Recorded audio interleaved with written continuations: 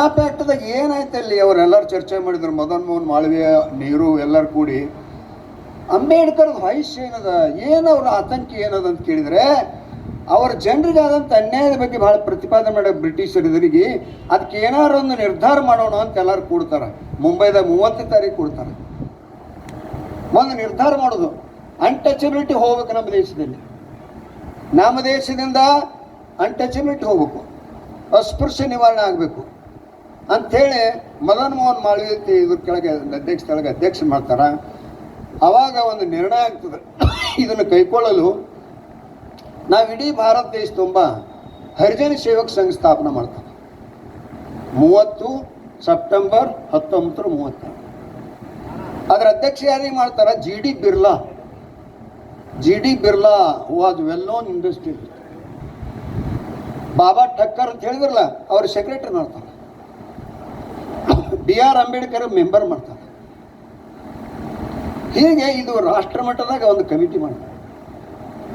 Committee ಮಾಡುತ್ತಾ ಜಿಲ್ಲೆಗೆ ಒಂದು ಮಾಡಬೇಕಲ್ಲ, ರಾಜ್ಯಕ್ಕೆ ಒಂದು ಮಾಡಬೇಕಲ್ಲ, ಎಲ್ಲ ಕಡೆ ಏಕಾಲಕ್ಕೆ ಇದು ಬದಲಾವಣೆ ಆಗಬೇಕು ಅವ್ರ ಸಿದ್ಧಾಂತ. ಹಾಗೆ ನಮ್ಮ ರಾಜ್ಯಕ್ಕೆ ಯಾರನ್ನ ಮಾಡಿದರು ಅಂತ ಕೇಳಿದರೆ, ಇದು ದಲಿತ ಸೇವಕ ಸಂಘದ ಮುಖ್ಯಸ್ಥರನ್ನ ಯಾರು ಮಾಡಿದರು ಅಂತ ಕೇಳಿದರೆ, ಕಾರ್ನಾಡ್ ಸದಾಶಿವರಾವ್ ಮಂಗಳೂರದಲ್ಲಿ ಮಾಡಿದರು. ನಮ್ಮ ಜಿಲ್ಲೆಗೆ ಯಾರು ಮಾಡಿದರು? ಹನುಮಂತರಾವ್ ಕೌಜಲ್ಗಿ ಅಧ್ಯಕ್ಷ ಮಾಡಿದರು. ಹನುಮಂತರಾವ್ ಕೌಜಲ್ಗಿ ಬ್ರಾಹ್ಮಣರೇ, ಅವ್ರ ದೊಡ್ಡ ವ್ಯಕ್ತಿತ್ವ ಇತ್ತು, ಭಾಳ ನಿರ್ಧಾರ, ಕಠಿಣ ನಿರ್ಧಾರ ಇದ್ದು. ಅವ್ರ ಜೋಡಿ ಗೆಳತನಿತ್ತು ಕಾರ್ಖಾನೇಶ್ವರ ಕಾಕಂದು ಗೋವಿಂದ ಗಣಪತಿ. ಅವ್ರು ಅಂದರು, ಈ ಹರಿಜನ ಸೇವಕ ಸಂಘ ಮಾಡಿದಾಗ ಇದು ದುಡಿಯೋರು ಯಾರಿದ್ರು ಜೋಡಿ? ಅವರು ಸಮೀಪೆ ಬರ್ಬಿಡ್ಲಾರ ನಾವು ಬ್ರಾಹ್ಮಣರು ಅವ್ರ ಜೋಡಿಗೆ ಹೋಗಿ ನಾವು ಅಸೋಸಿಯೇಟ್ ಮಾಡಿ ಕೆಲಸ ಮಾಡೋದು ಹಂಗಿದ್ವಿ. ಸಮಸ್ಯೆ ಆಯ್ತಿದ್ರು. ಸಾಮಾಜಿಕ it was a curse on the part of Indian government. ಇದೊಂದು ಶಾಪ್ ಅಂತ ತಿಳ್ಕೊಂಡಿವಿ. ಅಂಬೇಡ್ಕರ್ ಹರಿಜನರ ಸಮೀಪ ಬಂದು ಮಾತಾಡೋದೊಂದು ಶಾಪ್ ಅಂತ ತಿಳ್ಕೊಂಡಿದ್ರು. ಅವರು ದೂರ ನಿಂದರು, ದೂರ ಸಮೀಪ ಬರಬೇಡ. ಇಂಥ ಸಂಕಟ ಕಾಲದಲ್ಲಿ ಬ್ರಾಹ್ಮಣರೇ ಸ್ವತಃ ವರ್ಣಾಶ್ರಮದಲ್ಲಿ ಪ್ರಮುಖರಾಗಿರ್ತಕ್ಕಂಥ ಬ್ರಾಹ್ಮಣರೇ ನಾನು ಹರಿಜನ ಸೇವಕ ಆಗ್ತೇನೆ ಅಂತ ಒಪ್ಪಿಗೆ ಬಂದಾಗ ಅಂತ ನಮ್ಮ ನ್ಯಾಯ ಇರಬೇಕು. ಅದು ನಾವೆಷ್ಟು ನೆನೆಸ್ಬೇಕಾ ಕಾರ್ಖಾನೆ ಎಷ್ಟು ಸರಿ ವೈಭವಿತವಾಗಿ ನೆನೆಸ್ಬೇಕು. ಒಬ್ಬರು ಅನ್ನಿಸ್ತಾ ಇಲ್ಲ. ಕಾಕಾ ಕಾರ್ಖಾನೇಶ್ವರು 1933ರಲ್ಲಿ ಹರಿಜನ ಸೇವಕ ಸಂಘ ಆಗಿ ಅಷ್ಟೇ ಅಲ್ಲ, ಒಂದು ಹಾಸ್ಟೆಲ್ ಸ್ಥಾಪನೆ ಮಾಡಿದರು. ಎಲ್ಲಿ ಅಜರೇಕರ ಚಾಳದಾಗ ಹೇಳಿದ್ರು, ಕುಲ್ಕರ್ಣಿ ಅವ್ರ ಮುಂದೆ ಹೇಳಿದರು. ಅದು ಬ್ರಾಹ್ಮಣರು ವಿರೋಧ ಮಾಡಿ ಭಾಳಷ್ಟು ಮಾಡಿ ಅಲ್ಲಿ ಬಿಡಿಸ್ತಾರೆ. ಇಲ್ಲಿ ಒಂದು ಹಿಂದೆ ನಾವು ಇವತ್ತು ಹೈಸ್ಕೂಲ್ ಮಾಡಿ ನೋಡಿದ್ವಿ, ಅಲ್ಲಿ ಕನ್ಯಾ ಮಂದಿರ ಅಂತಿತ್ತು. ಅಲ್ಲಿ ಹುಡುಗಿಯರು ಇರ್ತಾರೆ, ಹುಡುಗರು ಇರ್ತಾರೆ. ಆಮೇಲೆ ಮಠಪತಿ ಗಲ್ಲಿ ಒಳಗೆ ಒಂದು ಹುಡುಗರು ಸಲಗ ಹಾಸ್ಟೆಲ್ ತೆಗಿತಾರೆ. ಸತತ ಅವ್ರ ಕೆಲಸ ನಡೆದಿರ್ತದೆ. 39ರಲ್ಲಿ ಅಂಬೇಡ್ಕರ್ ಬಂದಾಗ ಇದು ಬದಲಾವಣೆ ಆಯ್ತು. ಸರ್ ಏನಾಯಿತು ಅಂತ ಕೇಳಿದರೆ, ಸಾಯಂಕಾಲ ಬರ್ತಾರೆ 11ನೇ ತಾರೀಕು ಅವರು ಕಾಕಾ ಕಾರ್ಖಾನೆ ಮನೆಗೆ ಹೋಗ್ತಾರೆ. ಕಾಕ ಯಾರು ಅಂತ ಒಬ್ರಿಗೆ ಗೊತ್ತಿಲ್ಲ. ಅಂಗಡಿ ಹೋಗಿಲ್ಲದವ್ರು ಕಾರ್ ಮಾಡಿಕೊಡಿ, ಬೇಡ ಟಾಂಗ ಚಲೋ ಅದಾರು, ಟಾಂಗಾದಾಗ ಅಂಬೇಡ್ಕರ್ ಹೋಗ್ತಾರೆ ಕಾಕನ ಮನೆಗೆ. ಕಾಕ ಅವ್ರು ಗಾಬರಿ ಆಗ್ತಾರೆ. ಯಾರು? ಹೂ ಇಸ್ ನಾ ಮಿಸ್ಟರ್ ಅಂಬೇಡ್ಕರ್, BR ಅಂಬೇಡ್ಕರ್ ಅವರ. What is this? I could have come immediately. ಒಬ್ಬ ಸಿಪಾಯಿ ಕಳಿಸಿದ್ರೆ ನಾವು ಬರ್ತಿದ್ದಲ್ಲ, ನೀವ್ಯಾಕೆ ಬಂದ್ರಿ? ಹೌ ಇವಾಗ ಇಂಟರ್ನ್ಯಾಷನಲ್.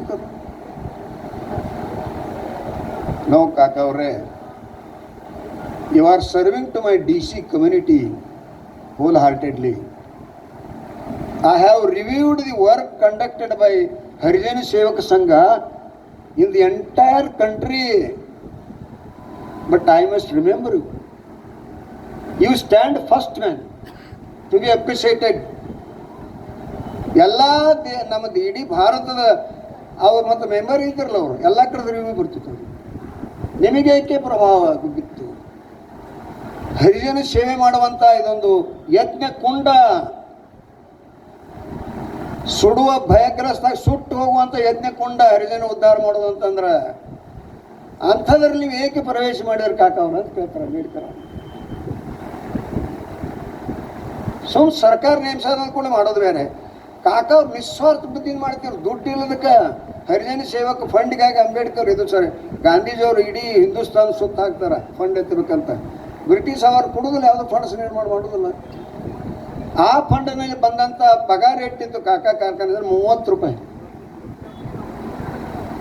30 ರೂಪಾಯಿ ಪಗಾರ ತೊಗೊಂಡ್ರು ಸಹ ತಮಗೆ ಬಳಕೆ ಮಾಡೋದು ಎಷ್ಟು? 10 ರೂಪಾಯಿ.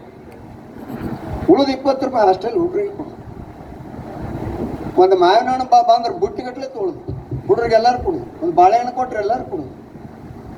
ಏನೋ ಒಂದು ಹೆಣ್ಣು ಗುಣ ಒಂದು ಕಾಕಾ ಕಾರ್ಖಾನಿಸೋದು. ಅವರು ಕಟಿಬದ್ಧರಾಗಿರು, ಯಾರ ಸಲುವಾಗಿ ಮಾಡಿಲ್ಲ, ಅವರು ತಮ್ಮ ಸ್ವಂತ ಆನಂದಕ್ಕಾಗಿ ಮಾಡ. ಅಂಥ ಮಹತ್ವದ ವ್ಯಕ್ತಿ ಎಲ್ಲಿ ಹುಟ್ಟಬೇಕು? ಅಂಬೇಡ್ಕರ್ ಹೇಳ್ತಾರೆ, ಹಾಗತ್ತೆ ತಾವು ಬಂದು ಏನು ಇಲ್ಲ, ನಾನು ಬಂದೀನಿ ಒಂದು ಕ್ರಿಮಿನಲ್ ಕಟ್ಲೆ ಹಿಡ್ಕೊಂಡು ಬಂದೀನಿ ಬಿಜಾಪುರಕ್ಕೆ. ಸೋಮನಗೌಡ ಒಂದು ಕಟ್ಲೆ, ಅದು ನನ್ನ ನೆವಾಗ್ಯದ. ನನ್ನ ಮುಖ್ಯ ಅಜೆಂಡಾ ಏನಿತ್ತು? ಕಾಕಾನ ಭೇಟಿ ಆಗ್ಬೇಕಾಯ್ತು. ಎರಡನೇ ಅಜೆಂಡಾ ಏನಿತ್ತು? ನನ್ನ DC ಜನರನ್ನ ಉದ್ದೇಶಿಸಿ ಮಾತನಾಡಬೇಕಾಗಿತ್ತು. ನಾಳೆಗೆ ಆ ಕಾರ್ಯಕ್ರಮದ ಆ ಪೂರ್ವದಲ್ಲಿ ನಿಮ್ಮನ್ನು ಭೇಟಿ ಆಗ್ಬೇಕಂತ. ಏನು ಅಂತ ಕೇಳಿದರೆ, ಕಾಕಾ ಅವರೇ, ನೀವು ಹರಿಜನ ಹಾಸ್ಟೆಲ್ ತೆಗೆದು ವಿದ್ಯಾರ್ಥಿ ಜೀವ ಎಲ್ಲರಿಗೂ ನಡೆಸುವಂದು, ಮುಂದೆ ನಡೆಸುವಂದು ಕೈ ಹಿಡಿದು ನಡೆಸಿರಿ. ನನಗೆ ಭಾಳ ಉಪಕಾರ ಆಗ್ಯದ, ಧನ್ಯವಾದಗಳು. ನಾನು ಹರಿಜನನಾಗಿ ಹುಟ್ಟಿ ಅಪಾರವಾದ ಜ್ಞಾನ ಪಂಡಿತನಾಗಿ ಇಂಟರ್ನ್ಯಾಷನಲ್ ವ್ಯಕ್ತಿಯಾಗಿ ಜ್ಞಾನ ಗಳಿಸಿದ್ದೇನೆ, ನನಗೆ ವಿದ್ಯೆ ಇದೆ. ಆದ್ರೆ ನನ್ನ ಜನರ ಸ್ಥಿತಿ ನೋಡಿ ನನಗೆ ಮರುಗು ಪ್ರಸಂಗ ಬಂದದ. ಅಂಥ ಇದ್ರೊಳಗೆ ನಾನೇನೋ ಅಲ್ಪ ಕೆಲಸ ಮಾಡ್ತಾ ಇದ್ದೀನಿ, ಆದ್ರೆ ನೀವು ಮಾಡೋದು ದೊಡ್ಡದ. ನಾನು ಮಾಡೋದು ಮಹತ್ವ ಅಲ್ಲ. ಬ್ರಾಹ್ಮಣರಾಗಿ ನೀವು ಕೈಯನ್ನು ಸೊಂಟ ಕಟ್ಟಿ ನಿಂತೀರ, ಅದು ದೊಡ್ಡದು. ಅದು ಬ್ರಹ್ಮಚಾರಿ, ಅಖಂಡ ಬ್ರಹ್ಮಚಾರಿ. 100 ವರ್ಷ ಬದುಕಿದವರು, ಕಾಲ ಚಪ್ಪಲಿಲ್ಲ, ಒಪ್ಪತ್ತು ಊಟ, ಒಂದು ಖಜೂರಿ ತಿನ್ನೋರು, ಕಲಾಸ ಒಂದು ಬಾಳೆಹಣ್ಣು. ಯಾರು ಮಾಡ್ತಾರೆ ಜೀವನ ಸಂಕಟ? ಒಬ್ಬ ಯೋಗಿ ಅಮ್ಮ. ಕಾಕನ ನಮ್ಮ ಮುತ್ತೆ ಏನು ಬೀಳ್ಗಿ ಬಿಜಾಪುರ ಹಾವಿನಾಳದಾಗಿದ್ದ, ಅವ ನಮಗೆ ಸಾಯು ಕಾಲಕ್ಕೆ ಅನ್ನೋದು ವಿಷಯಗಳು ಹೇಳೋದು ನಮಗೆ ಕಿವ್ಯಾಗ ಹಾಕ್ಕೊಂಡ್ರಿ ನಾವು. ಅಂಬೇಡ್ಕರ್ ಬಂದಿವ್ರು, ನಮ್ಮ ಮುತ್ತೇನು 7 ಫೂಟ್ ಎತ್ತರ, 5-6 ಫೂಟ್ ಎತ್ತರದ ಕೊಡ್ಲಿ ಕಂಬಳಿ, 72 ತಾಸು ಅವಧಿ ಒಳಗೆ ಅವನು ವಿಶ್ವಾಸಕ್ಕೆ ಪಾತ್ರನಾಗಿದ್ದಾನೆ ಶಿವಪ್ಪ ಕಾಂಬಳೆ ಹಾವಿನಾಳ. ಆಮೇಲೆ ನೀವು ಬರೀ ಸಿಟಿ ಒಳಗೆ ಭೇಟಿ ಆಗ್ತೀರಿ, ನಮ್ಮ ಹಳ್ಳಿಗೂ ಕರ್ಕೊಂಡು ಹೋಗ್ತೀವಿ. ಬೊರಡೋಲ್ ಕರ್ಕೊಂಡು ಹೋಗಿದ್ದಾನ ಅಂಬೇಡ್ಕರ್, ಬೊರಡೋಲ್ಗೆ ಹೋಗಿಲ್ಲ, ಶಿವಪ್ಪ ಕರ್ಕೊಂಡು ಹೋಗಿದ್ದಾನೆ. ಅವ್ರು ಬಂದು ಒಂದು ನೆವ ಮಾತ್ರಕ್ಕೆ ಅಲ್ಲಿ ನಾವು ಒಂದು ಸ್ಟ್ಯಾಚ್ಯೂ ಮಾಡೀವಿ, ಆ ವಿಷಯ ಬೇರೆ. ಅಲ್ಲಿ ಏನು ಸ್ಟೇಡಿಯಂ ಅದಲ್ಲ, ಇಲ್ಲೇ 40,000 ಜನರು ಕೂಡಿದಾಗ, ಇಲ್ಲ ರಾಣಿ ಬಗೀಚ ಅಂತ ಒಂದು ದೊಡ್ಡದೊಂದು ಹರಿಜನಿಕೆ ಇರುತ್ತೆ ಇಲ್ಲಿ, ಅದನ್ನು ರಿಮೂವ್ ಮಾಡಿ ಸ್ಟೇಡಿಯಂ ಮಾಡ್ಯದ ಸರ್ಕಾರ. ಆ ಸರ್ಕಾರ ಸ್ಟೇಡಿಯಂ ಮಾಡಿದಾಗ ಅಲ್ಲಿ ತಾರೀಖು ಬರೀಬೇಕಲ್ಲ ಅಂಬೇಡ್ಕರ್ ಅರೈವಲ್ ಬಗ್ಗೆ. ಯಾವಾಗ ಅವ್ರು ನೆನೆಸ್ತೀರಿ ಅಂದ ಬಳಕ ತಾರೀಖು ಬೇಡವೇ? ಎಲ್ಲಿ ಇಲ್ಲ. TCಗೆ ಹೋಗಿ ಕೇಳೋದು, ಎಲ್ಲಾದ್ರು very record with you. Mahatma Gandhi 34 ಬಂದಾರ, ಅವನ ತಾರೀಖು ಅದ, ಇವ್ದು ಹಾಕಿಲ್ಲ.